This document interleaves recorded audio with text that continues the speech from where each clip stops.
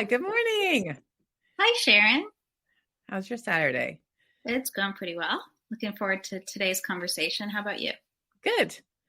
For people joining us, my name is Sharon Dawson, And I'm Jenny. and this is The Visible Show. Right. And we talk about all things for women in midlife. And today we have an exciting show. We're going to be talking about writing a book. And I'm excited about this because this is something that I'm personally trying to do. Yeah. But, What you've been writing ever since I've known you, and threatening to write screenplays, and you've also as a professional have done this as a living. oh, yeah. Yeah, absolutely. From the very beginning, right out of college. My whole life has been deadlines. It's like the song, deadlines and commitments. What to leave in, what to leave out. So you're switching things up right now. I'm just trying something different. You know, I was a newspaper reporter, a magazine editor, communications professional, and now I'm trying to do something a little bit out of my comfort zone, which is to write, nonfiction. Fiction, which Fiction. is fiction, which it's kind of new for me, and lots of stumbling. You do a lot of stumbling, and I know you've experienced that with your artwork. Of course. What do you Yeah. call On our accident? show last week, we were talking about the perfectionist block, how if I can't be like a master artist, the first time I pick up a paintbrush, I'm just not going to do it, or I'm not going to share it. Is it the same way when you're trying to write a book? Oh yeah, and you could spend days, hours, weeks putting words down, and then you go back and read it, and you're like, wow, I really pretty much hate everything I just wrote. It must be painful. It is, but I just think it's part of the process. I don't think Yeah. any writer gets around that. And Yeah, no, it's painful in painting too, but you pretty much can see it right away or within 24 hours, and then you can go throw more paint on top of it and mhm. go from there. Um, Yeah, and one of the things that I discovered in doing this, I started this in September, I think, and I'm about 60% of the way through my manuscript. But what I discovered was I delete way more words than I add. You just do a lot of deleting, and that's okay. yeah, Yeah. So yeah. Tell us about our guest today. well, let's just bring her in because I'd like her Okay. to kind of give us her background and a little bit of her story because I think she could probably do it better than me. Hi, Welcome, Michelle. Hi Michelle. there. I'm excited to join you guys. Yeah, thanks for being here. So, can you give the listeners a little bit of your backstory? Sure. So I'm also a midlife woman. So I'm 55 and I've got a lifetime of writing in my background. So I started out as a print journalist. So I was in the newspaper business and then did freelance and that sort of thing. But I eventually transitioned to I started doing freelance writing and exploring my own desire to write fiction, something that I had always dreamed of. And along the process of doing that and working with a book coach, I decided to get certified and become an author accelerator certified book coach. So I'm certified in both fiction and nonfiction. And so for the past several years, I work, my full-time job is working with other aspiring authors, people who have got an idea or they may have a finished manuscript. I basically work with writers from idea inception all the way through a finished manuscript and sometimes all the way through like book launch and help them get their books out into the world. So what I tell people is I teach people the learnable skills to finally write that book that they've always dreamed of instead of sitting on the sidelines feeling like they're an imposter with a silly book idea. Yeah, no, that's wonderful, and I love the idea of assisting somebody who's got the dream but doesn't necessarily have the whole tool set to get it done. Right.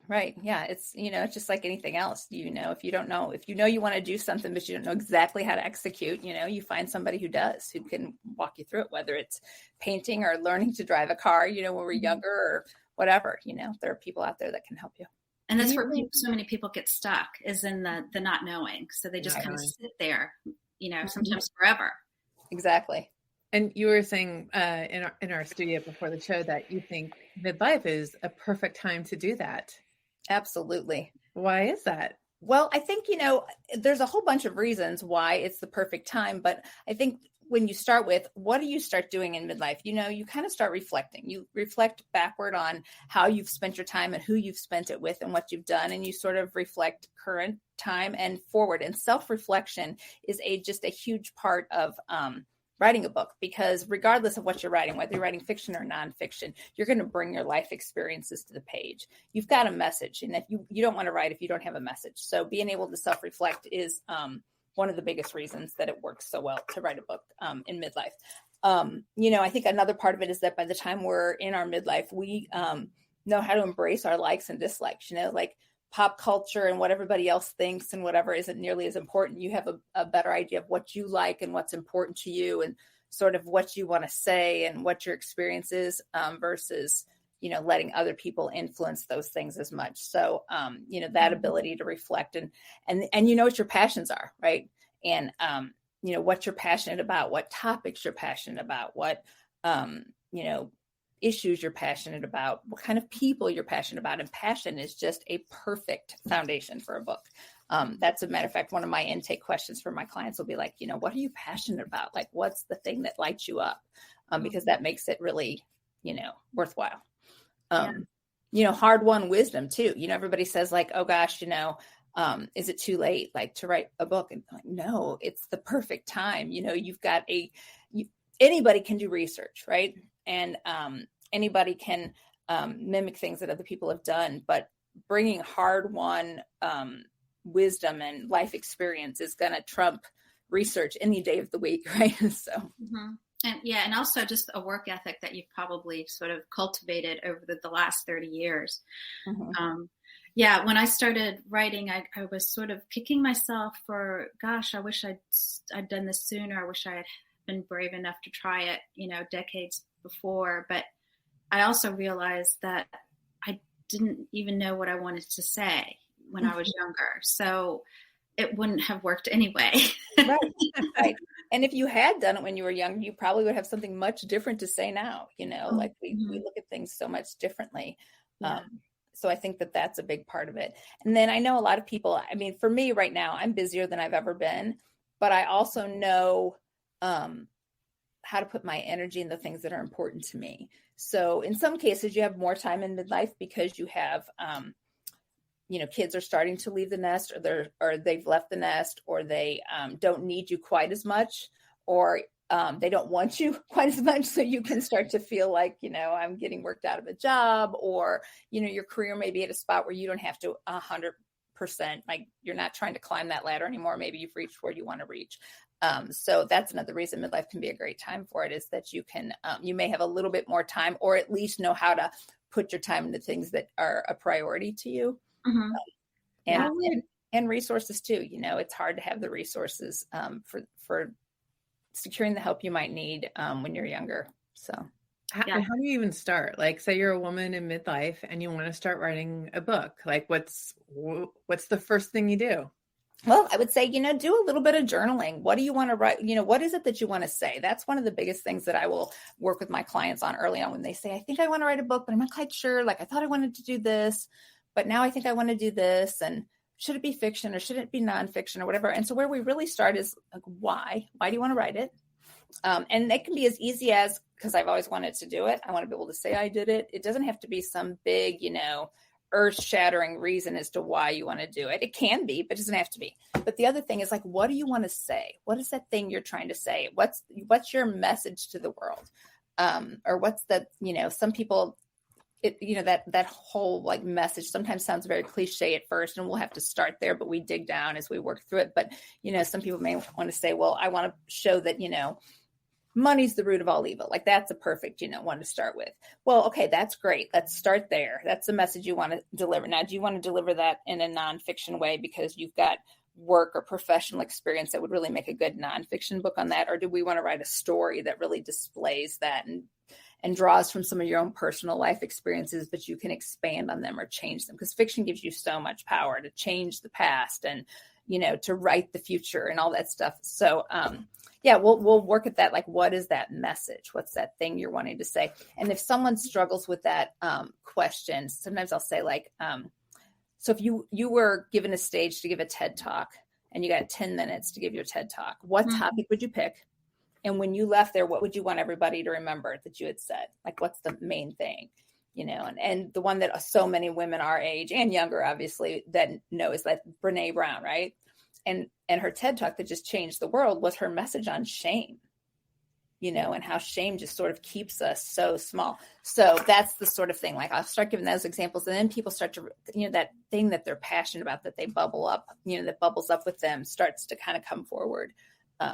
So that's kind of where you start. But a lot of people already know what it is they want to say or what they want to write. So, you know, the next step then is like, how do you start? Like, really, how do you nuts and bolts hammer that first nail into the board, right? Or what, you know. How do you take it from journaling that nobody sees to that first blank, perhaps staring screen at you? Right. And there's, you know, all kinds of processes and stuff out there.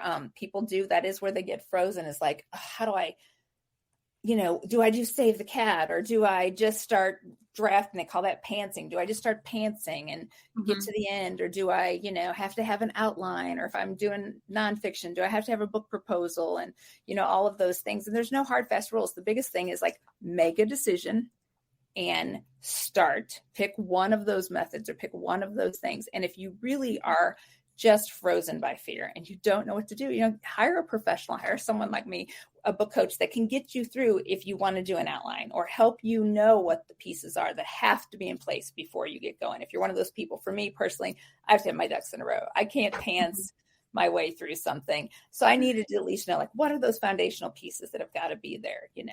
Right. I'm a pantser. Oh yeah. And you know, that works too. And I have some clients where that's what they come to me. They're like, I don't want to have a strict outline. I want to pants my way through the first. That is great. Like, I'll help you along the way. We'll make some suggestions, and we'll make sure you meet that, you know, you hold yourself accountable. You're putting some words on the page. You're not just writing when the motivation hits you, because that doesn't necessarily work either. But we'll get to the end. And if you pants a lot of times, then revision is where you have to start putting those really concrete pieces in place. So newbie here. So when you're pantsing, you're just kind of shooting from the hip and seeing where you're just writing the story. So it's pantsers versus plotters, right? Some people are pantsers where they just write that story that's on their heart. And plotters sit down and write an outline, or they write a very loose outline, or they might use a beat sheet, you know, from something that you've probably heard, the Save the Cat method, where certain beats have to be present for certain genres, romance and mystery, and those have like very specific beats. But you know, the method I work with people is it's kind of a combination of both. We do a very loose outline that holds them accountable to their message that they want to deliver, so that they're delivering on that, and that the story arc is there. And even in nonfiction, there's a arc of change. But they have the freedom to really explore the story. And then, so you have a writer who's never written, and she shows up and she's in her first session with you, and she has no idea really what she wants to write about. Maybe it's about her life. Maybe it's about how things could be different. Like, how do you start the conversation with that brand new person showing up on your doorstep who's never written much of anything? Right. Well, we would talk about the things that I said, like, what made you decide you wanted to write? Let's really explore that and look at some of the things that have prompted that. Because writing is really, whether you're writing a fiction or nonfiction book, it is a journey of self-discovery. Would you agree, Jenny, that like you're discovering things about yourself and about your past and about your aspirations for the future? I mean, so many things reveal themselves. So we would sort of do some self-discovery work, some journaling, and answering some questions about what brought this forward. And the biggest thing some of my clients will say to me is like, you ask the question why over and over. But that's what I'll do. I'll read those things and I'll comment back, like, tell me more about this and what about that? And sometimes that'll really reveal the thing that they're wanting to write about. And then we'll really work on that message. Like, what is the message you're wanting to deliver? And then if they really don't know, most people will have a pretty good idea if they want to do fiction or nonfiction. But if they really don't know, I think that answer is going to be revealed there.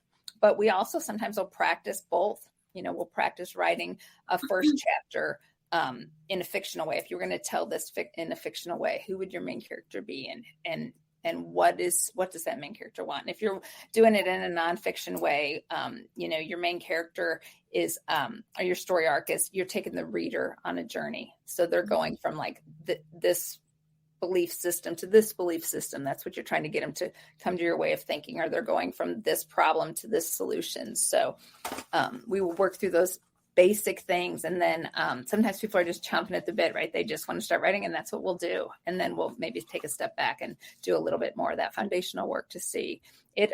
It's so individual, like what each person needs. The process is similar, but the needs are really individual. What about the things that hold women back? What are some of the things that stop them from taking the step or moving forward? I think so often, if I had $1 for every time a client says to me, is this any good? Does this make any sense? Is this idea any good? I think so often women think, oh, I've got this great idea. And then they'll be excited about it for like 30 seconds. And then the next second they think, who's going to care what I have to say? I don't have anything important to say. Or that idea is silly or dumb, like they're embarrassed to even articulate it, or someone's already done that. Who am I to think that I can do that any differently or better? I don't have an original idea. I don't have an original thought. I'd say that's one of the biggest things. And what I say to my writers who say that is like, oh, somebody already did that, or I don't think I can do this because I just read a book that's like that. And I'll say, every love story that's ever been written has been written, or that's ever going to be written. Every thriller, every story that's ever going to be told has already been told. It's just a different take on an old story, and it hasn't been told by you with your individual life experiences and your voice and your take on things. So that's one of the things that holds people back, I think, is they don't think they have anything important to say. A lot of women just aren't comfortable claiming their voice, putting a stake in the ground. So book coaching sometimes is a lot like therapy. Writing their book is, getting to the point where they can, claim their voice and say something that they've always wanted to say, and say it in a different way, or say it in fiction. Sometimes that feels a little safer at first. Do you tell people, though, if you're trying to tell your story through fiction, you think it's going to be safer, feel less vulnerable, eventually it's going to feel just as vulnerable as if you were writing a memoir. So, there's that. But I think fear of failure, fear of what other people are going to think. It's the same things that hold us back from doing so many other things we want to do, people sometimes, the time thing, they tell themselves, I don't have enough time. I need to wait till I have enough time. And I need to wait until I know enough. And I need to wait until I have enough money. And I think that all of those things, I'll say, you're never going to wake up one day and just an enormous block of time is going to present itself to you for anything. We all know that. Like, you eventually find the time for that thing that is a priority to you. Even if it's going to take you longer than some people might knock a book out in a year, someone might take 3 years because they can't commit as much time, but at least they're making progress, and they're more likely to finish than the person who's sitting there waiting for that big block of time to come. Right.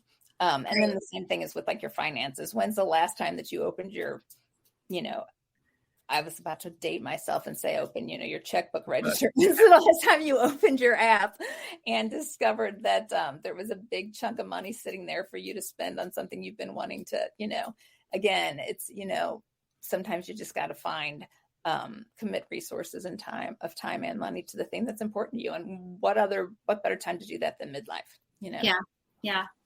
And what about the person who comes to you, and we talked a little bit about the ones that don't really know what they want to do, but what about the person who comes to you and they've already got like 7 ideas for a great book? I mean, like nonfiction, fiction, whatever. I mean, they're just like the ideas just keep coming, and they don't know what to do.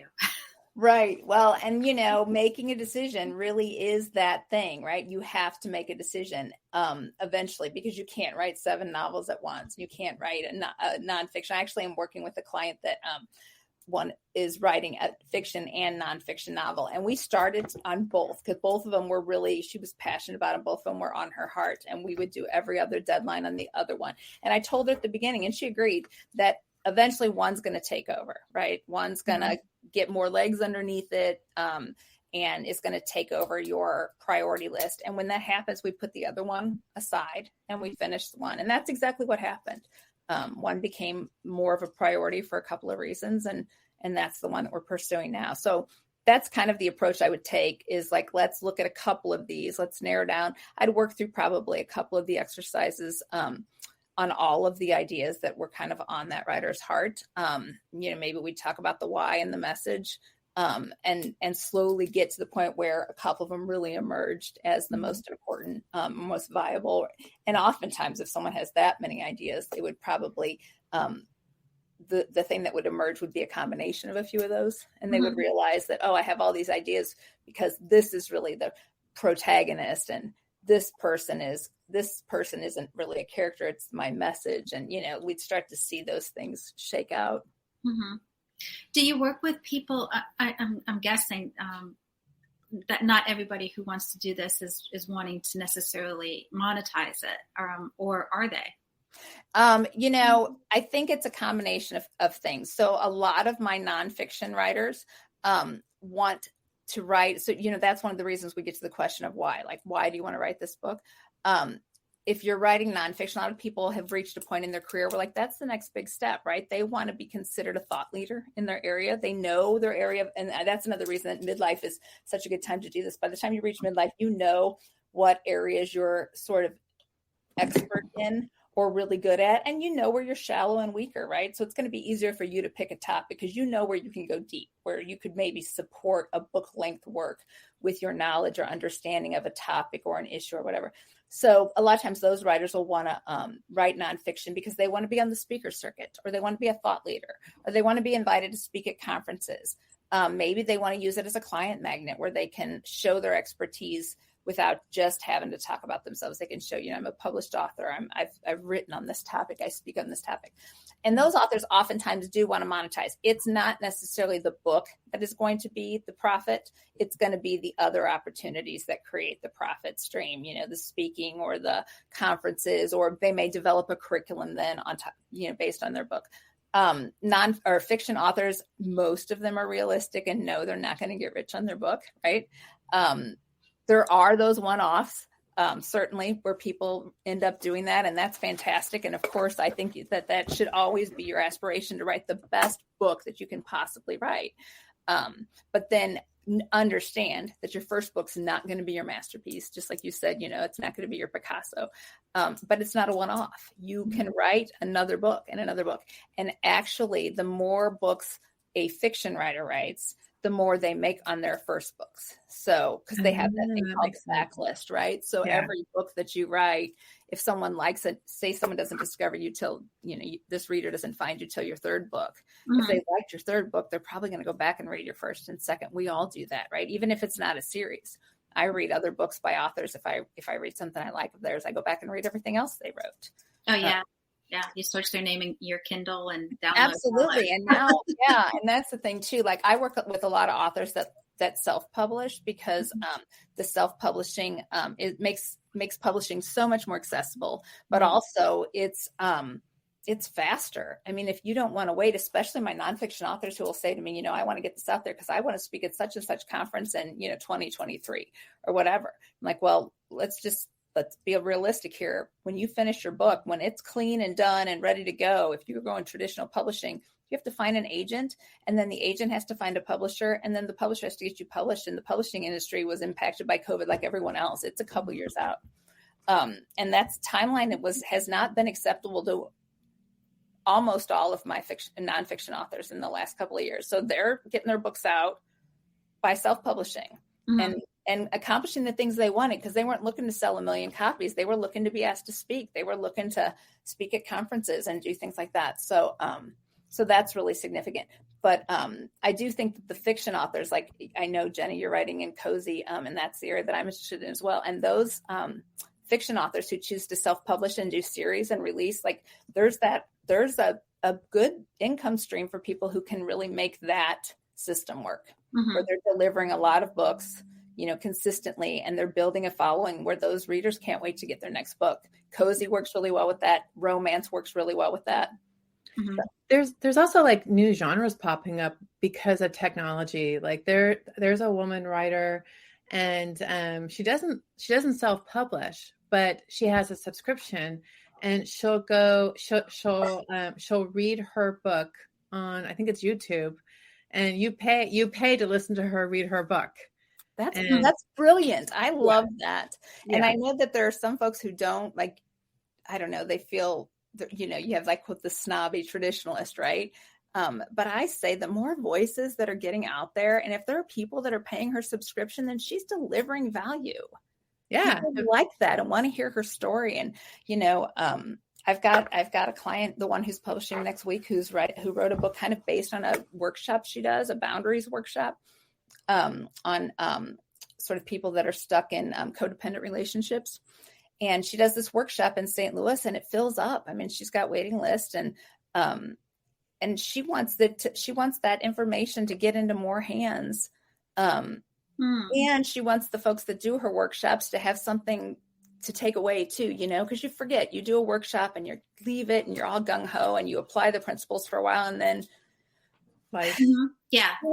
So she's delivering valuable content, and her book she's self-publishing it, but she got that book written and it's going to be published in not a whole lot more than a year from the time she started. Now, we had the workshop, so she knew the stuff, right? She's been talking and writing about this for a while, but it was a new skill to her. She's a great speaker, but she had to sit down and figure out how to put it in that format, and she did a great job. And I'm really excited for that is exciting. Yeah. So what are some of the takeaways, that a writer can expect, once they've achieved their goal, or like some of the benefits of writing a book? I mean, just besides monetization. Right. So I say the benefits of writing your book are way beyond, excuse me, I'm losing my voice, way beyond the money part. I think almost nobody is coming at it 100%, even if they say that's what it is. There's something else, and they may not even realize what it is until they start doing it. But I always say that I believe in the power of story to create joy from hardship, excuse me, quiet fear, make peace with time, euthanize isolation, and create a community of common experience. And so when I break that down, what I say is like, okay, the power of story, whether it's fiction or nonfiction, the power of story to quiet fear. So you may be afraid of like your ideas or your thoughts. Excuse me. I'm so sorry. Happens all the time. I sip in my water constantly during these first thing in the morning. Yeah. I'd like to say that it's because I don't normally talk this much, but I absolutely talk this much.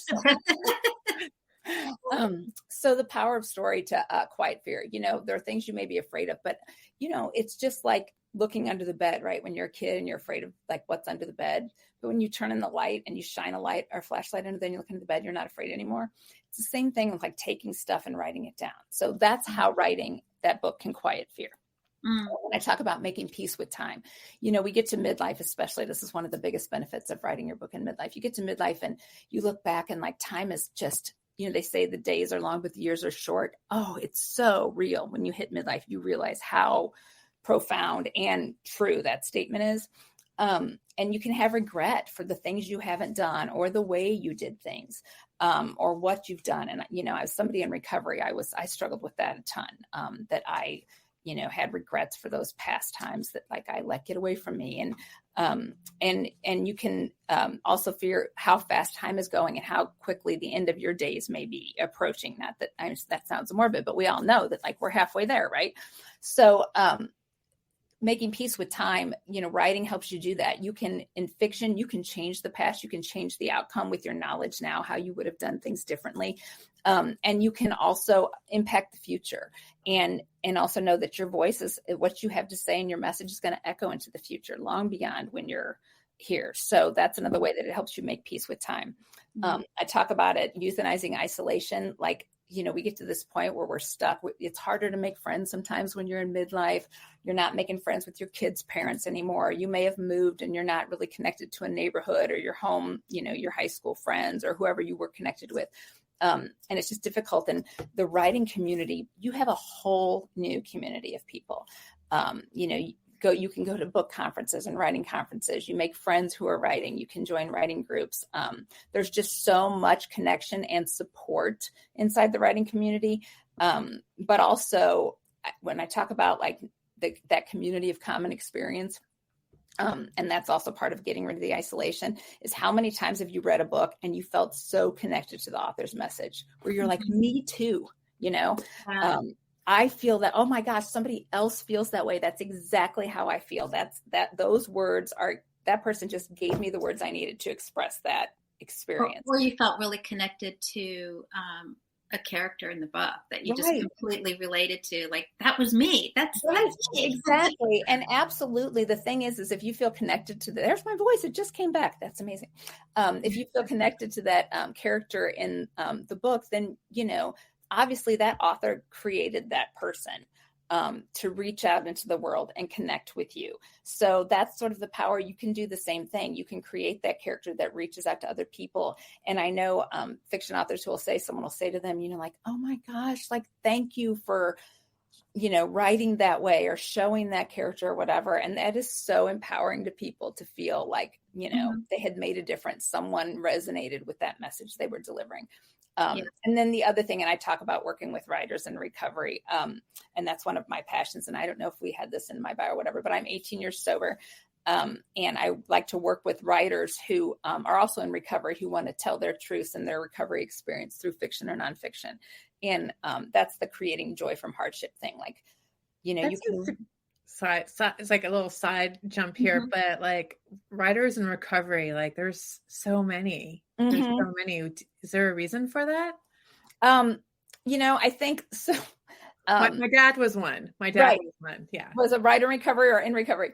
A writer in recovery. Yeah. So I think like people in recovery, people have suffered from addiction, and this is going to be my own bias, but people who have suffered from addiction of one form or another tend to be extremely creative individuals. So that is, and that's, I mean, I don't have the numbers to prove it, but I believe there's science to back that up, that a lot of times that those people, so they have a creative bent anyway. And they have great stories. What I say all the time is we are strong people with brave stories. So why not put those stories out there? And so many of us, me included, found our way to recovery from some of those stories, hearing other people share stories, whether it was through fiction or nonfiction. So I just like to encourage that community to really embrace that and, see what you can do with that. So that's great. I appreciate that. Thank you. Yeah. Wow, Sharon, I don't know. Listening to Michelle makes me think there's a book in this podcast, don't you think? For sure. Yeah. If you write it, yeah. Well, we've got the community. We're not experts, but we talk to the experts, and we're gleaning their expertise and their wisdom and knowledge. I don't know. I think there's a lot there. I've learned a ton from the podcast, and it's really inspired me to do more and to be more. For sure. Me too. Actually, I started a business because of this podcast. You started a business because of it, but I started the book. And you started the book. Really? That's amazing. I didn't realize that. Yes. That's how you guys both got on your... Yeah, that's fascinating. Yeah. What would it be, fiction or nonfiction? Nonfiction. Yeah, totally. Don't you think? I mean, it's kind of like... Well, you could turn each one of our guests into a fictional character, and then it could be like a bunch of short stories, and how they inspired other women. That would be kind of cool, like what the ripple effect of that is, and who was impacted. And you'd probably have to, couldn't be all your guests, but you'd have to pick a few like archetypes, right? Yes. Like the really driven career woman and the,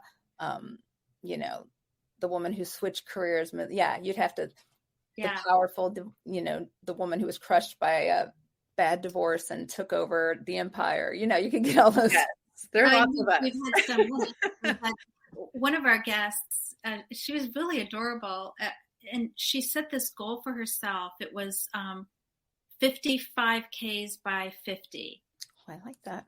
Yeah. So that was what she wanted to do. She wanted, and she was not a runner. She was not a runner. She was just like, I'm going to run 55 Ks before I turn 50. And she's doing it. Well, she did it. Yeah. She did it. She finished. She finished. Oh yeah, I think it was last spring. She finished. Gosh, you gotta have her back on. I want to hear about it.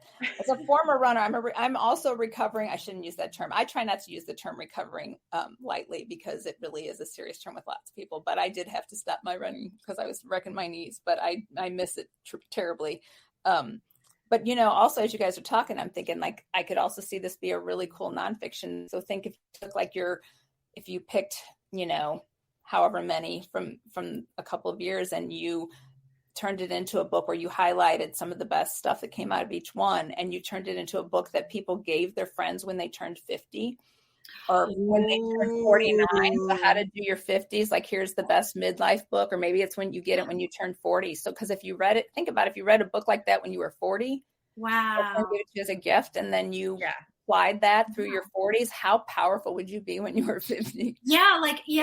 we could tell the stories of 50 women, and and like I've got spot on my roster for book coaching if you guys want to. We're gonna have to. Yeah, let me finish the cozy, and then I'm gonna circle back with you because that's how you help other people is by storytelling. 100%, and that's how you inspire them. And that's how you inspire. And those women inspired me, and they inspired you, Sharon. And so if we put it into a book format, they'll inspire others too. For sure. Yeah, I would love that. I'm game. I'll be a contributor writer, but or behind the scenes writer. Yeah. Developmental editing, right? Yes, I'm a good talker, but putting things down in words is another thing. So yeah. It's funny. They're learnable skills though. And that's the thing that I tell people all the time. Like, don't think that's when you ask, what are things that block people? People are like, I'm not a good writer. I'm like, okay, you know, subject verb agreement, right?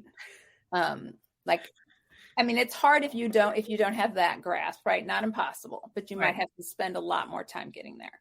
Mm-hmm. But you don't have to have gotten an A in comp or be a journalism major. As a matter of fact, none of my clients have been. They're all from other fields. So they're learnable skills. It's a process just like anything else. Yeah. Yeah. I think, Jenny, you have your next book here for you to write. Yeah. Okay. Well, it would be I think we can do it. I really do. And gosh, wouldn't that be a fun book to give somebody? It would. Michelle, if people want to come to your writing coaching events, where do they find you? When's the next one? Tell us a little bit more about that. Sure. Actually, great. Thanks for asking that. So they can find me at bookcoachingworks.com. And I think you've got the website on there. I do, yes. And so I work with people in two different ways. I work with them one-on-one, or I work with them in a small power group.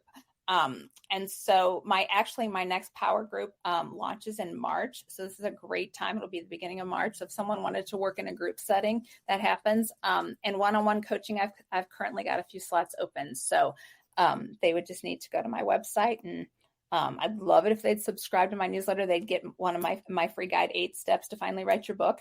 And then I am doing free 1-hour coaching sessions in the month of February as well. So that would be another way for them to sort of get a taste of what it might be like to work with me. That sounds awesome. Great.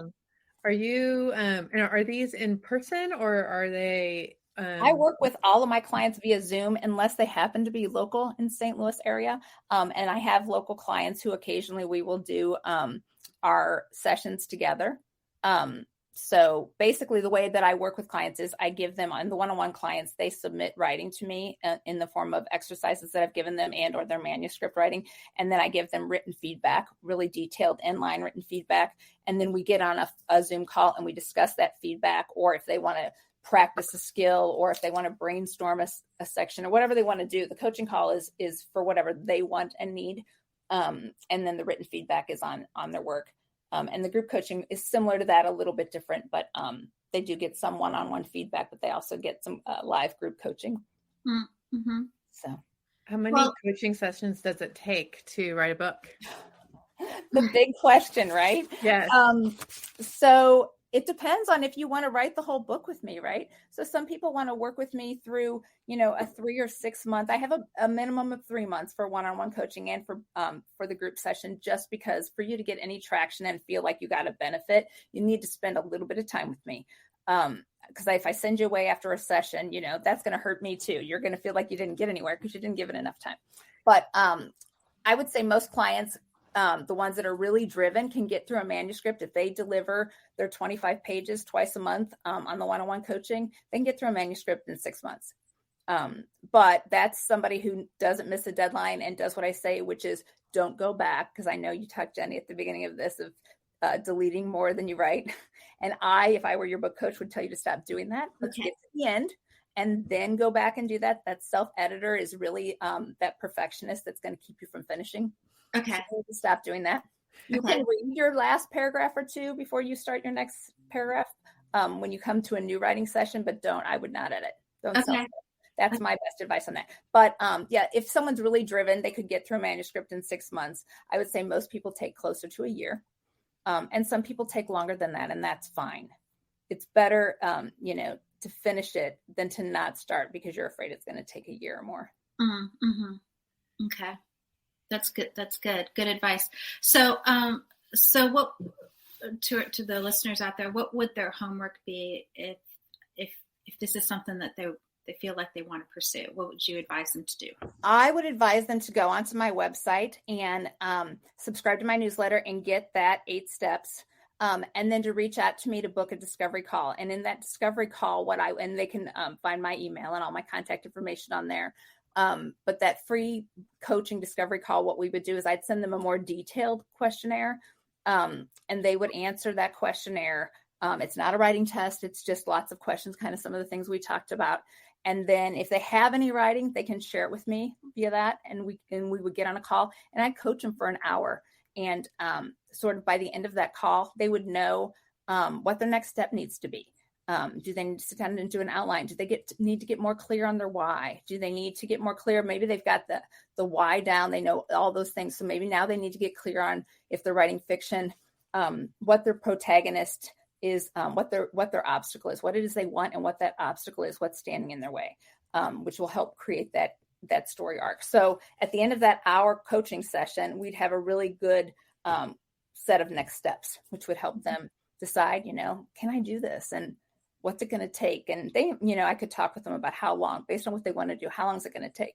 If they've been doing, like you guys, a podcast for a year and you've got all that material, gosh, that's going to go a lot faster than someone who's starting from scratch and has to write all the material, Yeah. Okay.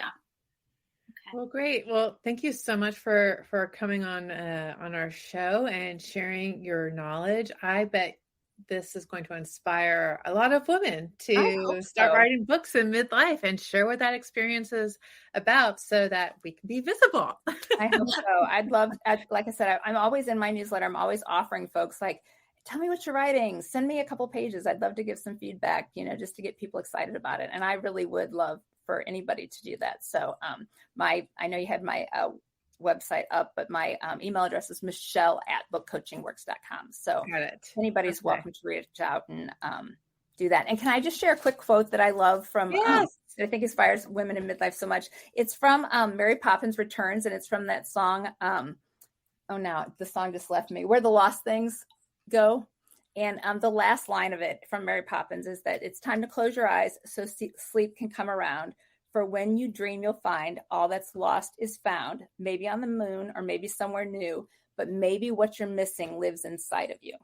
Oh, that's my favorite line. Maybe what you're missing in midlife, what's just that thing that's nagging you, lives inside of you, and we can get it on the page and turn it into something beautiful. Oh, I love it. Wow. Yeah. That's all wonderful. right. That doesn't inspire someone to write a book after watching this podcast. Nothing will. Right. Yeah. Maybe they need to paint then or something. Something needs to get out. Yeah. Right. Words is a great way to do that. Like who is it that says, Liz Gilbert says that unexpressed creativity is not benign. Okay. Wow. I love it. And if you haven't read Big Magic, by all means, go buy that book and read it if you are. Big Magic. Okay. Yeah. Okay. It sounds familiar, but I don't think I read it. I know I didn't. It's a good one to listen to too. She reads it herself, and I think she does. Anyway, it's a good listen as well. Okay. All right. Great. Well, we're going to send you backstage. Wait there for us. We're going to sign off with our listeners, and we'll come chat after the show with you. Great. Thanks. Another great show. Yeah. And another book idea. Wow. How have you been inspired by Michelle? Oh gosh. Well, I think I'm inspired to write another book.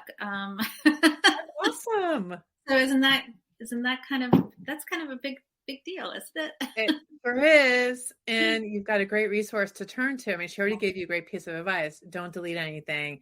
Maybe read the last 2 paragraphs and keep going. And I definitely think you should sign up for a discovery call with her and find out more about that and why. Because I bet that will help, send your current book that you're writing into high speed and then get you all warmed up to write the next book. Yeah. And sometimes I think you just need to hear somebody say, you're on the right path. You just have to keep, going down it. I think for sure. I mean, like, when I was listening to her, I was imagining it must be a bit of a struggle for you if you're like kind of writing, and you or other women, like kind of writing in a silo and having these doubts and not having anybody to bounce things off of, to hear you're doing great, keep going. Take that what's inside of you and get it out. Yeah, because I mean, writing is something you kind of do alone, and it's easy to just kind of wrap yourself around your own thoughts, and if they're negative thoughts, then you're in trouble. Yeah, very much so.